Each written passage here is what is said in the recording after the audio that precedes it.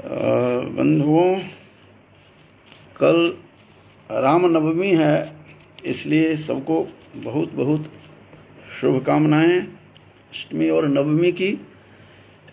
आज मुझे संयोग से किसी ने देवी भागवत दिया तो उस पर नज़र गई और कुछ प्रसंग मेरे स्मरण पट पर आने लगा। तो मैंने ऐसा सोचा कि इसे सबके साथ इसे जोड़ा जाए, बताया जाए, कहा जाए। और श्रीमद्देवी भागवत पुराण जो है, इस पुराण में नाना कथाएं हैं। वैसे तो पुराण में कई कथाएं हैं और इस पुराण की जो विशेषता है और आज जो मेरा प्रतिपाद्य है वह है कि श्रीमद्देवी भागवत पुराण में सीता एवं द्रौपदी के पूर्व जन्म का वृत्तांत, ये सीता एवं द्रौपदी के पूर्व जन्म का वृत्तांत क्या था, उस प्रसंग में कुछ बातें आप लोगों के साथ करना चाहता हूँ। और उसमें सीता का और द्रौपदी दोनों के आख्यान थे। यद्यपि पुराण जितने भी पुराण हैं वे सभी रामायण के और वेदों के सबके उपबृंहन ग्रंथ के रूप में हमारे समक्ष विद्यमान हैं। बहुत सारी बातें ऐसी हैं, महत्वपूर्ण बातें, जो हमें इस माध्यम से हमें पता लगता है बंधुओं। और इसमें श्रीमद्देवी भागवत पुराण में जो प्रसंग आया है कि किस प्रकार से सीता का जन्म हुआ, किस प्रकार छाया सीता समा जाती है अग्नि में, और जिसकी चर्चा तुलसी ने अपने रामायण के अरण्य कांड में भी किया है तुलसी ने। और बहुत दिनों तक मैं जब अध्ययन करता रहा कैकेयी का राम लिखने के समय, तब देवी भागवत पुराण पर मेरी नज़र नहीं गई थी। और इस पर मैंने जब देखा तो बड़ा आश्चर्य हुआ, और मुझे कोई और सुखद आश्चर्य हुआ, लेकिन आश्चर्य करने की बात भी नहीं थी, क्योंकि तुलसी ने जो कुछ भी लिखा है वो पुराणों के आधार पर ही लिखा है। चाहे तुलसी हो या कालिदास की कृतियाँ हों, ये पुराण के आधार पर बहुत कुछ लिखे गए हैं इसमें बंधुओं। क्योंकि आरंभ में ही तुलसी कहते हैं कि नाना पुराण निगमागम सम्मतम यत रामायणे निगदितम क्वचिदन्यतोपि। उसके बाद आगे कहते हैं स्वांतः सुखाय तुलसी रघुनाथ गाथा भाषा निबंध मति मंजुल मातनोति। की जो बात आरंभ में ही तुलसी कहते हैं वह बड़ा ही रोचक है। और वो कह रहे हैं कि नाना पुराण निगम आगम, इस सब के आधार पर मैंने जो कुछ भी लिखा है, इन सब के आधार पर लिखा है। इसका अर्थ यह हुआ कि उन्होंने पुराणों का सहारा लिया। जब मैंने यह देखा उसमें कि ये सीता किस प्रकार से अग्नि में समा जाती हैं और छाया सीता अवतरित होती हैं उस अग्नि से, तो उन दिनों ध्यान नहीं दे पाया। लेकिन अचानक आज मैं प्रातःकाल कुछ व्याकरण दर्शन का पुस्तकों का अध्ययन कर रहा था, और अचानक उसको कुछ पुस्तकों को खोजने में श्रीमद्देवी भागवत पुराण पर नज़र गई, तो मैंने कुछ प्रसंग को देखा। तो उस प्रसंग में मुझे यह मिला कि किस प्रकार वेदवती के बारे में जो बातें बताई जाती है, वेदवती के बारे में, जो वेदवती जो थी वह किस प्रकार से उसका जन्म हुआ और कैसे वही सीता के रूप में आती हैं, जिसका उद्धरण वाल्मीकि रामायण के उत्तरकांड में भी कहा है कि मैं स्वयं वेदवती कहती है कि मैं जन्म लूँगी सीता के रूप में, जनक के हल से उद्भव होकर के मैं निकलूँगी। इस प्रकार की बातें वाल्मीकि रामायण में जो थी। तो मैंने श्रीमद्देवी भागवत पुराण पर मैंने जब देखा कि वेदवती महर्षि कुशध्वज की पुत्री थी, और कुशध्वज ने खूब तप किया, और धर्मध्वज और कुशध्वज ने इतने तप किए कि कुशध्वज राजा बनते हैं इस जन्म में, और राजा के रूप में आते हैं। और किस प्रकार से राजा के रूप में अवतरित होकर के वो आते हैं और घोर तप करते हैं। घोर तप करने के बाद वेदवती महर्षि कुशध्वज के घर जन्म लेती हैं और वेदवती साक्षात लक्ष्मी के अंश के रूप में अवतरित होती हैं। ये स्कंद पुराण के नवम स्कंध जो है उसमें स्कंध इसके श्रीमद् देवी भागवत पुराण के नवम स्कंध के आधार पर सारी ये बात आपके साथ चर्चा कर रहा हूँ।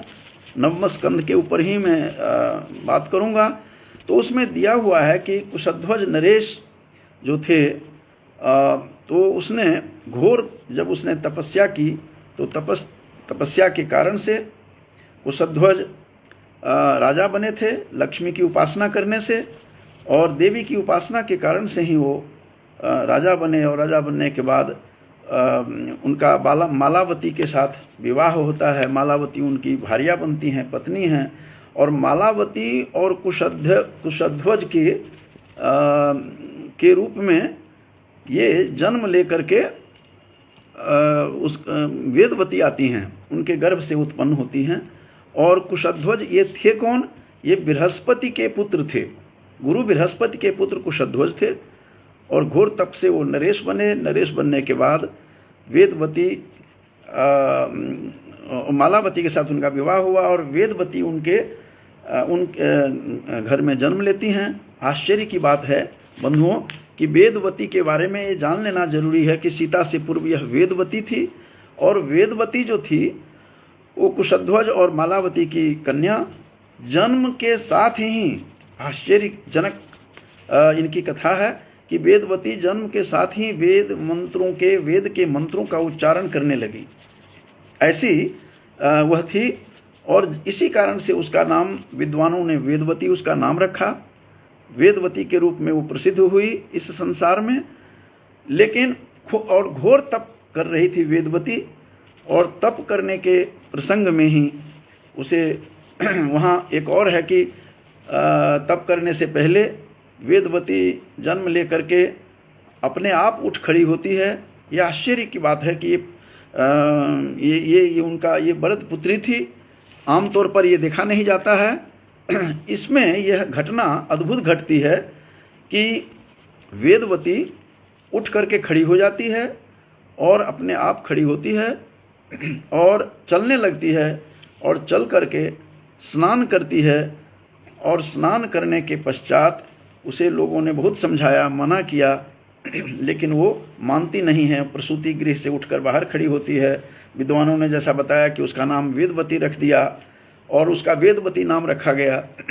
और रुकने से रुकती नहीं है और वन में तपश्चर्या के लिए चली जाती है। घोर तप किया उस महर्षि कुशध्वज की पुत्री जो थी और मालावती की पुत्री जो वेदवती थी, वो घोर तप कर रही थी।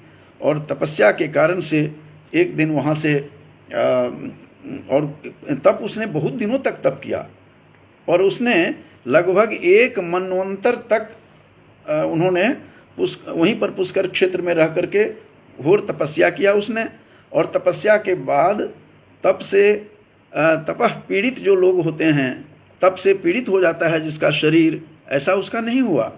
सारा कुछ उसका अचंभित करने वाला ही था वेदवती का। और वो हृष्ट पुष्ट कन्या थी और कभी भी पीड़ित नहीं हुई। शरीर उसका कृशकाय कभी भी नहीं हुआ। इस प्रकार से आकर्षण, तपोबल का आकर्षण अजब गजब थी उसके अंदर, आकर्षण था। और यह भी कहा जाता है कि 1 मनवंतर तक उसने पुष्कर क्षेत्र में रह करके जो तपस्या की, और उसी समय उसे आकाशवाणी होती है कि हे सुंदरी, तुम श्री हरि की भार्या बनोगी। ये इस प्रकार से उसे आकाशवाणी के द्वारा होता है। ये सारा कुछ श्रीमद् देवी भागवत पुराण के नवम स्कंध पर ही मैं टिका हुआ हूँ, उसी के आधार पर मैं बता रहा हूँ। और आकाशवाणी के साथ होती है। और गंधमादन पर्वत पर और भी अधिक तप करने के लिए वो चली जाती है। गंधमादन पर्वत पर जाती है ये वेदवती। संयोग से वहाँ रावण वहाँ देखते हैं उसको। रावण देखकर अचंभित हो जाता है, उसके शरीर को देख करके, उसके आकर्षण को देख करके, तपोबल को देख करके। स्वयं एक रावण राक्षस के साथ साथ तपस्वी था, तपस्चर्या में लगा रहता था, फिर भी वह आश्चर्यचकित था और बहुत ही देख करके दंग रह जाता है।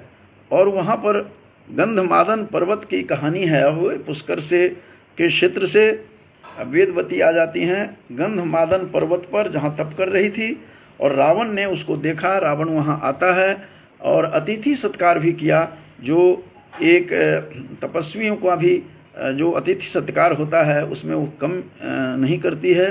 और जैसा कि आप पार्वती और जब तप कर रही थी शिव को पाने के लिए, तो जब कुमार संभव में देखेंगे कि स्वयं शिव जाते हैं देखने के लिए ब्रह्मचारी रूप में, वो सारा दृश्य देवी श्रीमद् देवी भागवत पुराण के इस प्रसंग को देख करके सारा स्मरण हो उठा था कि किस प्रकार से वो जाती हैं और पूछती हैं कि आप ठीक तो हैं, कुशल तो हैं, क्योंकि उसके जो कालिदास ने जिस प्रकार का प्रसंग पार्वती और शिव के रूप में वहाँ पर बताया गया है और कहा गया है कि जो आयु से की सीमा भी नहीं देखी जाती है, जो तपों में वृद्ध हो जाते हैं उसकी आयु की सीमा नहीं रहती है। शिव जी भी पूछने जाते हैं उसी और उसका आतिथ्य सत्कार करते हैं। तो उसी प्रकार का प्रसंग यहाँ दिखाई दिया है कि रावण को उसने पीने का जल, शीतल जल उसको दिया और रावण को दिया, वेदवती ने फल आदि उसको दिया, और उसको देख करके रावण मूर्छित हो गया, क्योंकि रावण की दृष्टि अच्छी नहीं थी। वो दृष्टि देख करके उस तपोबल के कारण से वह मूर्छित होता है, फिर उठता है और उसके मन में विकार इतना उत्पन्न होता है और जिसके कारण वह पीड़ित होने लगता है और उसको स्पर्श करने का कुचेष्टा करता है वेदवती को, और वेदवती ने वहीं पर उसको शाप भी दिया है और उसने कहा भी है कि मैं ही तुम्हारी मृत्यु का कारण बनूंगी, और उसने अपने योग बल से देह का त्याग कर दी है। बंधुओं, यहाँ पीछे भी मैंने इस प्रसंग में, सीता के प्रसंग में मैंने बताया था कि वेदवती का जो यह प्रसंग है, जहाँ कुरुक्षेत्र के पास पेहवा में जहाँ डीएवी कॉलेज का मैं प्राचार्य रहा हूँ, उससे थोड़े ही दूर जाकर के वहाँ सीता माई है, जिसके कारण लोग बताते हैं, वहाँ पर लिखा भी हुआ है उस मंदिर में कि यहीं पर उसने समाधि ली थी योग बल से। इस प्रकार का प्रसंग जो इसमें आया है श्रीमद् देवी भागवत पुराण में, वो प्रमाणित आज भी है हरियाणा के कुरुक्षेत्र के पास। तो ये प्रसंग बस मैं बता रहा हूँ कि उसने देह त्याग किया है और उसको शाप भी दिया है। उसके देह त्याग करने के बाद एक आकाशवाणी होती है कि रे दुष्ट, रे राक्षस, मैं ही तुम्हारे मृत्यु का कारण बनूंगी, और इस प्रकार की बातें यहाँ आई है। और वाल्मीकि रामायण में भी उसके उत्तरकांड में इस प्रकार का प्रसंग आया है कि मैं उसके हल से उत्पन्न होकर के आऊँगी राजा जनक के, और जगत जननी जो सीता थी, राम भार्या सीता, राम वल्लभा सीता के रूप में मैं प्रकट होकर के आऊँगी। इस प्रकार का प्रसंग यहाँ पर है कि योग बल से उसने अपना देह त्याग किया वेदवती ने, और देह त्याग करने के बाद रावण ने उसके शरीर को उठाकर गंगा में प्रवाह किया। ये श्रीमद् देवी भागवत पुराण के आधार पर बता रहा हूँ कि वहाँ पर यह प्रसंग इस प्रकार से आया हुआ है, और उसने उसको गंगा में प्रवाह कर दिया, उस देवी उसको वेदवती को। जैसा कि मैंने बताया था कि वेदवती ने जन्म लेते ही वेद मंत्रों का उच्चारण कर रही थी, इसीलिए वेदवती नाम पड़ा। वही सीता के रूप में इस धरा पर आकर के वह अवतरित होती हैं, और इस प्रसंग में कि उसके प्रवाह भी किया, ये सारी कथा यहाँ है। और उसके बाद वो किस प्रकार से राजा जनक के हल से वह उत्पन्न होती हैं जनकपुर के पास, उनकी राजधानी थी। और सीता मढ़ी में, जो आज सीतामढ़ी के नाम से सीतामढ़ी से बिगड़ता हुआ वह सीतामढ़ी रूप हुआ है। तो सीतामढ़ी में जो जिला सीतामढ़ी है, वहाँ सीता जी का जन्म हुआ था, इस कारण से उस बिहार में वह जिला का नाम है, जहाँ संयोगवश मेरा भी उद्भव वहीं हुआ है, उसी जिला के अंतर्गत। तो वहाँ वह सीतामढ़ी, जो सीतामढ़ी से मही पृथ्वी, वहाँ से वह बिगड़ता हुआ रूप सीतामढ़ी बना है। तो इस प्रकार से वेदवती की का प्रसंग बहुत ही रोचक है बंधुओं।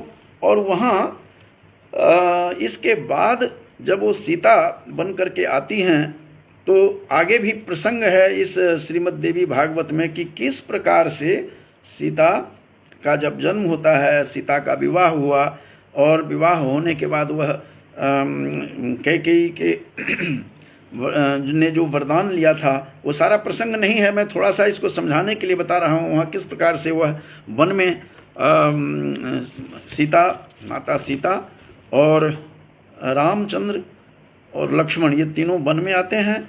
और जब फूल लेने के लिए, फूल फल लेने के लिए जब लक्ष्मण गए, वहीं पर प्रकट होते हैं अग्निदेव। ये श्रीमद् देवी भागवत के अनुसार अभी चल रहा हूँ, ये स्कंध, नवम स्कंध में जो बातें कही गई है कि वहीं पर अग्निदेव प्रकट होते हैं और कहा कि हे राम, अब आप थोड़ा सा सतर्क हो जाइए और आप अब सीता को अग्नि में प्रवेश करना पड़ेगा मेरे। और वो शरीर धारण करके वो प्रकट होते हैं अग्निदेव और राम को सलाह देते हैं। श्रीमद् देवी भागवत के कथा के अनुसार नवम स्कंध के आधार पर मैं बता रहा हूँ कि किस प्रकार से इस नवम स्कंध में सारी कथाएं आ रही है। और उसने कहा कि तुम हे राम, आप सीता को कहिए कि अग्नि में प्रवेश कर जाए। स्वयं अग्नि प्रकट होकर के सामने आते हैं और जिसकी चर्चा उन्होंने कहा है कि मुझे नर लीला करनी है, जिसकी चर्चा तुलसी भी कहते हैं कि तुम पावक महु करहु निवासा। अरण्य कांड में, तुलसी रामायण में भी आया है यह प्रसंग। और उस समय मुझे यह देवी भागवत पुराण पर मेरी नज़र नहीं गई थी, दृष्टि नहीं पड़ी थी, तो मैं समझ तो रहा था कि ये जरूर पुराणों का आधार लिए होंगे और बिना पुराण का कोई, पुराण की कोई बात नहीं करते हैं। और इस कारण से मुझे तब लगा कि कहीं ना कहीं कुछ प्रसंग जरूर छुपा होगा जो हमारे से की दृष्टि से परे हैं।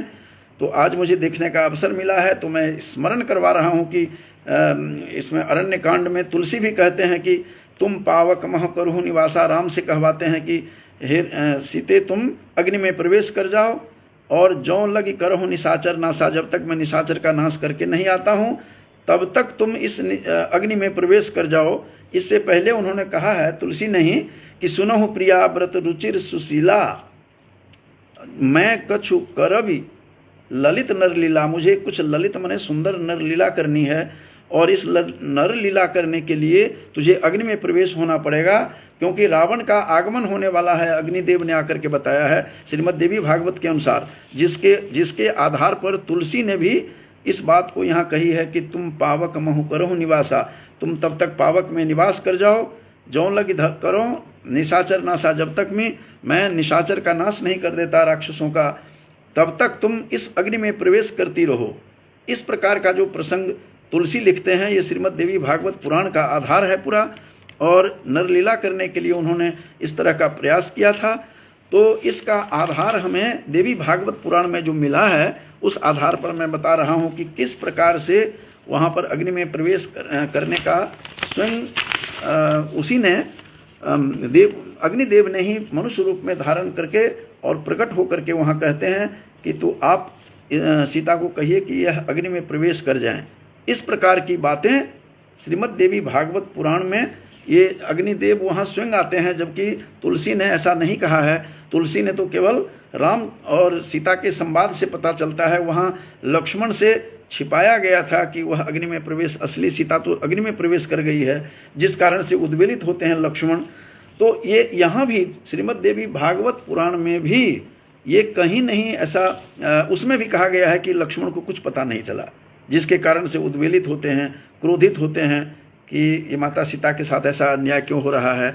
और बहुत ढंग से उसने इसका समाधान तुलसी ने भी किया है कि वही अग्नि में जो छाया प्रवेश करती है, वही छाया उद्भूत बाहर निकलती है। अग्नि परीक्षा के समय में जो लोगों ने कहा है कि अग्नि परीक्षा हुई, यद्यपि अग्नि परीक्षा नहीं थी, जो सीता समा गई अग्नि में, असली सीता, तो छाया सीता फिर अग्नि में भस्म होती है और वो निकल करके आती है, असली सीता निकलती है, जिसको अग्नि परीक्षा का रूप दिया गया। और बहुत बढ़िया समाधान तुलसी ने लिखा है अपने जो इस रामचरितमानस में। मैं थोड़ा सा इशारा कर रहा हूँ। तब अग्निदेव ने कहा था कि मारीच का आगमन होने वाला है, मारीच आएगा, सीता का वो मृग रूप धारण करके आएगा, क्योंकि मायावी है। मैं आपको वाल्मीकि रामायण का भी उदाहरण याद करवा रहा हूँ कि किस प्रकार से बहुत समझाया, मारीच ने समझाया रावण को। रावण का मामा था मारीच और मायावी था, और एक बार बाल काल में राम ने एक छोटा सा तीर चलाया, क्योंकि वह यज्ञ का विध्वंस कर रहा था। तो उनके अपने गुरु के आदेश से, विश्वामित्र के आदेश से स्वयं कहा उसने कि बाल राम ने मुझे मारा था, तब मैं बहुत दूर तक जाकर के वहाँ जाकर के गिरा था। तो इस प्रसंग को वो बता रहे हैं सबको, और इस प्रसंग को उन्होंने खुद भी कहा है कि आप ऐसा काम मत कीजिए, हे राजन, आप ऐसा काम मत करें, क्योंकि राम साधारण नहीं है। रामो विग्रहवान धर्मः, राम तो साक्षात विग्रह हैं। विग्रह का अर्थ है मूर्ति हैं, प्रतिमूर्ति हैं। ये सारी संवाद है, उस संवाद में मैं नहीं जाना चाहता। यह प्रसंग श्रीमद् देवी भागवत पुराण में भी मुझे देखने को मिला है, जो वो आपको लोगों के सामने मैं प्रस्तुत कर रहा हूँ बंधुओं। और ये बहुत ही रोचक प्रसंग है कि कैसे आगमन होता है मारीच का। मारीच आते हैं और अग्निदेव ने जैसा पहले ही कहा कि वो आकर के वहाँ पर विराजमान होते हैं। फिर सीता अग्नि में समा जाती है, छाया सीता फिर बाहर निकलती हैं। अब इसके बाद जब कहानी होती है कि छाया सीता, जब सीता को का अपहरण होता है, छाया सीता का, और उसको ले जाते हैं। फिर उसके बाद युद्ध होता है, युद्ध कांड होते हैं। फिर वहाँ से आते हैं, राम लौटते हैं। इसके बाद की कहानी श्रीमद् देवी भागवत में एक अद्भुत कहानी है। आखिर हमें भी शंका नहीं हुई कभी कि आखिर छाया सीता गई कहाँ, छाया सीता आखिर गई कहाँ। तो छाया सीता ने आकर के इस देवी भागवत में राम के आगे और अग्निदेव के आगे हाथ जोड़ करके खड़ी होती हैं कि अब मेरा क्या होगा, मैं क्या करूं, मैं कहाँ जाऊं। तो उनको कहा गया कि तुम पुष्कर में तपस्या करो। पुष्कर में जहाँ वेदवती ने तपस्या की थी, तपश्चर्या की थी, उसी तपस्थली पर जाकर के, पुष्कर में जाकर के जो छाया सीता बंधुओं थी, वो क्या हुआ छाया सीता का, उसकी कहानी मैं सुना रहा हूँ आप लोगों को। और जा करके फिर वह छाया जो सीता थी, वह प्रार्थना करने लगती है राम के पास, हाथ जोड़ करके गिड़गिड़ाती हैं, प्रार्थना करती हैं कि मैं अब क्या करूं, हे राम, हे अग्निदेव, दोनों से प्रार्थना किया कि मैं क्या करूं। तो दोनों ने कहा कि तुम पुष्कर में जाकर तपश्चर्या करो, तपस्या करो। और ये पुष्कर, ये राजस्थान का जो है वो तपस्थली जो बनी हुई है, उन लोग स्नान करते हैं पुण्योदक में। तो वहीं जा कर के उन्होंने तपस्या की, छाया सीता की मैं बात कर रहा हूँ। और उसके बाद उसको स्वर्ग लक्ष्मी के रूप में सौभाग्य प्राप्त होता है घोर तपस्या करने के बाद।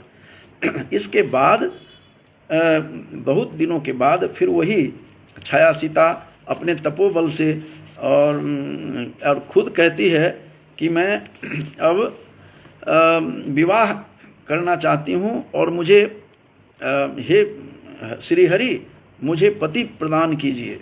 ये बार बार उसने प्रार्थना किया कि मुझे पति के रूप में प्रदान कीजिए, और मैं किसको, मैं अपना पति वरण करूं। इस प्रकार से प्रार्थना उसने 5 बार किया उस छाया सीता ने, जिसके कारण शिव जी से प्रार्थना की थी उसने, शिव जी से भी, और शिव जी प्रसन्न हुए। और शिव जी प्रसन्न होने के बाद उनको 5 बार बोला कि मुझे पति प्रदान करें। तो 5 बार जब मांगा उसने, इसीलिए उसको पंचपति के रूप में प्राप्त होता है। और वही द्रौपदी बन करके आती है द्रुपद नरेश के घर में, वही छाया सीता। ये श्रीमद् देवी भागवत के 9वें स्कंध की कथा सुना रहा हूँ बंधुओं। ये आश्चर्यजनक उसकी कहानी है।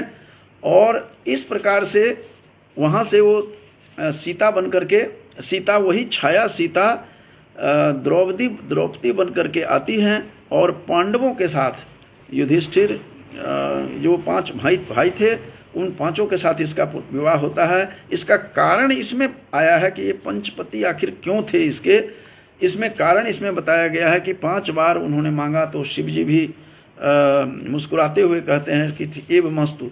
तो 5 बार यही मांग किया उसने कि पति प्रदान कीजिए। तो 5 पति के रूप में उसको, इस द्रौपदी को इस जन्म में, इस अवतार में उसको वही छाया सीता द्रौपदी बन करके आती है। श्रीमद् देवी भागवत के 9वें स्कंध के आधार पर बता रहा हूँ। और इसीलिए इसका नाम एक और भी नाम पड़ा था कि त्रिहायिणी, त्रिहायणी नाम पड़ा इसका। त्रिहायणी माने तीन, तीन रूप में एक तो वेदवती रूप में आती है, फिर वह सीता बनी, छाया सीता, छाया सीता के बाद फिर द्रौपदी के रूप में प्रकट होती है। इसीलिए इसका नाम जो है इस श्रीमद् देवी भागवत के आधार पर कि इसका नाम इसीलिए त्रिहायनी रखा गया इस छाया सीता का। और शिवोपासना की थी उसने शिव की, हे त्रिलोचन, हे त्रिलोचन बार बार कहती रही, मुझे पति प्रदान कीजिए। ये 5 बार इसने बताया और शिव जी की प्रार्थना की इस छाया सीता ने। तो जिसके कारण से वही छाया सीता द्रुपद नरेश के घर में आकर के जन्म लेती है और द्रौपदी कहलाती है वही छाया सीता। और 5 बार चूंकि उसने मांगा शिव से, तो शिव ने उसको पंचपति के रूप में युधिष्ठिर, अर्जुन और भीम, नकुल, सहदेव के रूप में उनको प्रदान करते हैं। इस प्रकार के 5 पति क्यों थे, इसका समाधान श्रीमद् देवी भागवत के 9वें स्कंध में हमें आज देखने को मिला है। और इस प्रकार से ये द्रौपदी की कहानी है। तो मैं एक बार फिर से पूरी बात को एक बार फिर इस सार रूप में थोड़ा सा बता दूं कि मैंने आज आप लोगों के सामने यह रखना चाहता था कि किस प्रकार से श्रीमद् देवी भागवत पुराण में यह प्रसंग आया है। राम कथा का प्रसंग है, चूंकि रामनवमी कल है इसलिए आज अष्टमी है। तो देवी के रूप में क्या क्या, किस रूप में वेदवती जो थी, घोर तपस्या करके वेदवती जब कुशध्वज के घर में आई थी, राजा कुशध्वज के, जिनकी पत्नी मालावती थी, मालावती और कुशध्वज की बेटी वेदवती थी। वेदवती जन्म लेते ही वेदोच्चारण करने लगी, जिसके कारण उसका वेदवती नाम पड़ा।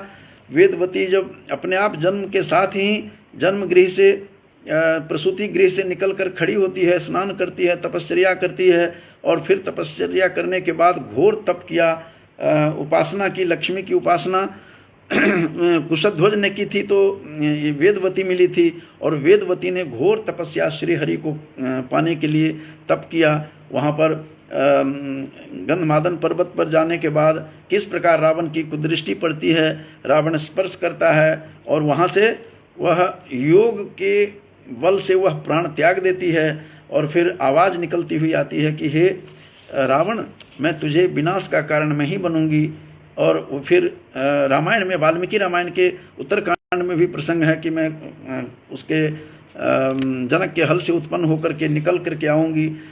किस प्रकार से उसने तपस्या की और तपस्या के बाद वो सीता के रूप में आती हैं, फिर वह वन में जाती हैं। तो किस प्रकार से सीता, जो अग्निदेव आ जाते हैं कि हे राम आप तैयार हो जाइए थोड़ा सा और सीता को कहिए कि अग्नि में प्रवेश कर जाए। मनुष्य रूप में अवतरित होते हैं श्रीमद् देवी भागवत के आधार पर। और राम बात मान जाते हैं। लक्ष्मण उस समय फल लाने गए थे, तुलसी भी ऐसे ही कहते हैं कि वो फल लाने गए, इसी बीच में नरलीला हुई थी और वहाँ से वो अग्नि में प्रवेश करती है। असली सीता, छाया सीता बाहर निकलती हैं। वही छाया सीता कुछ घोर तपस्या किया और राम और अग्निदेव को कहा कि मैं तो अब सीता, अब मैं क्या करूं अब। तो उन्होंने कहा था अग्निदेव ने भी और राम ने कि तुम पुष्कर में जाकर तप करो। घोर तपस्या करने के बाद उन्होंने शिव जी से कहा कि हे शिव, मैं अब विवाह करना चाहती हूँ, मुझे पति दो। 5 बार उसने कहा पति दो, पति दो। तो शिव जी ने 5 पति के रूप में उसको वरदान दिया, जो द्रौपदी के रूप में वही छाया सीता द्रौपदी बन करके आती हैं। द्रुपद नरेश के घर पर अग्नि से जन्म लिया था द्रौपदी ने। द्रौपदी भी सीता की तरह अयोनिजा थी। वो इस प्रकार से माँ के गर्भ से उत्पन्न होकर के नहीं आई थी, स्वयं उद्भूत हुई थी हल से। द्रौपदी भी यज्ञाग्नि से उत्पन्न हुई थी और द्रुपद नरेश की पुत्री बन करके आती हैं। वही छाया सीता, मैं बार बार कह रहा हूँ कि वही छाया सीता जिसकी चर्चा इसमें की गई है श्रीमद् देवी भागवत में। और आज ही प्रातःकाल में कुछ अपना व्याकरण दर्शन पर कुछ लिखने के लिए बैठा था कि पुस्तक निकालने के प्रसंग में श्रीमद् देवी भागवत पर नज़र गई और मैं उल्टाया तो कुछ प्रसंग, रोचक प्रसंग मेरे सामने आया। तो इस मैं आप लोगों के समक्ष रखना चाहता था कि वही छाया सीता घोर तपस्या करके वो फिर द्रौपदी बन करके आती है। चूंकि 5 बार पति चाहिए, पति प्रदान कीजिए शिव को कहा, तो शिव ने उनको वरदान दिया और 5 पति के रूप में 5 बार मांगा, इसीलिए 5 पति के रूप में दिया। तो ये समाधान हुआ है शंका का कि आखिर 5 पति उसके द्रौपदी को किस तरह से थे। तो इस प्रकार से सारी कथा है और कैसे वेदवती बन करके आ जाती है, सीता बनती हैं और छाया सीता उसमें चली जाती हैं अग्नि में, अग्निदेव के आदेशानुसार, और अग्निदेव और राम के बीच में बात होती है, जबकि तुलसी ने ऐसी बात नहीं कही है कि अग्नि स्वयं प्रकट नहीं हुए थे। लेकिन इसमें देवी भागवत पुराण में इस प्रकार सा प्रसंग है, तो मुझे भी बड़ी शंकाएं हुआ करती थी, आखिर यह प्रसंग कहाँ से लिया कि अग्नि में प्रवेश की और सीता निकल करके आ गई थी। कि तुलसी जो कहते हैं अरण्यकांड में कि तुम पावक मह करहु निवासा, जौं लगी करहु निशाचर नासा, जब तक निशाचर का नाश नहीं कर देता तब तक हे सीते तुम अग्नि में प्रवेश करो। इस प्रकार का कथन श्रीमद् देवी भागवत पुराण में आया है, जिसके कारण से मैंने आरंभ में ही बताया है कि तुलसी ने अपने मानस में आरंभ में ही लिखा है कि नाना पुराणों को, अनेक पुराणों को, निगम आगम का मैंने देखा, और तब जाकर के मैंने यह तैयार की है रामायण। तो नाना पुराण निगम आगम सम्मतम यत रामायणे निगदितम, रामायण में जो कुछ निगदितम माने कथितम जो कहा है वह क्वचिदन्य तोपि और कहीं से प्रसंग लिया है। तो ये सारा प्रसंग उन्होंने पुराणों का ही उठाया है तुलसी बाबा ने, और उसको बड़ा अच्छा समाधान दिया है। वही अग्नि में प्रवेश की हुई छाया सीता बाहर निकलती है, उसी छाया सीता का नाम जो अग्नि परीक्षा के रूप में हुआ कि वह अग्नि परीक्षा में सीता जो थी छाया की, जो लंका से आई थी, वह समा गई अग्नि में और असली सीता निकलती है, जिसको अग्नि परीक्षा का नाम दिया गया है। बहुत बढ़िया समाधान किया है तुलसी ने बाबा ने, और तुलसी ने आधार लिया श्रीमद् देवी भागवत का पुराण का। तो इस प्रकार से यह कहानी थी कि किस प्रकार देवी सीता जो थी वो छाया रूप में आई, छाया रूप की सीता फिर रूप बदलती है, और वो मांगती है, वरदान करती है, घोर तप करती है पुष्कर में। जब तप वो बल उसका जब क्लाइमेक्स पर जाता है, जब उत्कर्ष पर जाता है, तो शिव जी प्रसन्न होकर के 5 बार कहा कि मुझे पति प्रदान कीजिए।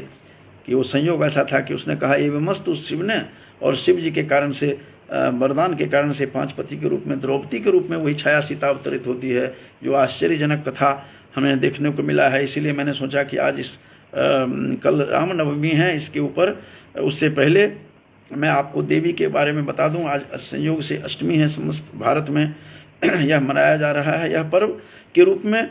तो मैंने आप लोगों से यह कहा है, और इस प्रकार के नाना अलग अलग प्रसंग हैं।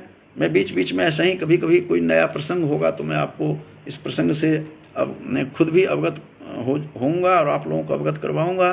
साथ में बहुत सारे जुड़े हुए हैं, आज आचार्य रणवीर जी भी हैं, मनीषा सैनी हैं, और बड़े भाई गुलशन राय जी भी, शर्मा जी भी हैं, उनको नमन करता हूं। बड़े भैया भी यहाँ सुन रहे हैं, और हरप्रीत जी भी हैं, जो महेंद्र जी हैं, जो भी सुन रहे हैं सभी श्रोताओं को, बंधुओं को, अग्रजों को मैं नमन करते हुए, और राम का भी नमन करते हुए, और सीता का भी, वेदवती का भी, द्रौपदी का भी। द्रौपदी भी साधारण महिला नहीं थी, वही स्वयं सीता, छाया सीता ही द्रौपदी रूप में आई थी। अग्निजा थी, अग्नि से उत्पन्न हुई थी, यज्ञ अग्निजा भी कहते हैं, अयोनिजा भी कहते हैं। वह साधारण नारी नहीं थी द्रौपदी भी। तो इस प्रकार से जिसे साक्षात नारायण रूप में कृष्ण का साक्षात्कार होता है, तो साधारण ऐसी हो नहीं सकती। तो इस प्रकार से कुछ प्रसंग को आप लोगों के सामने प्रस्तुत करने का मैंने छोटा सा प्रयास किया है। सभी बंधुओं को नमन करते हुए, राम को नमन करते हुए, सीता को नमन करते हुए, तुलसी के शब्दों में कि उद्भव स्थिति संहारकारिणीम क्लेशहारिणीम सर्वश्रेयस्करीम सीताम न तो हम राम वल्लभाम।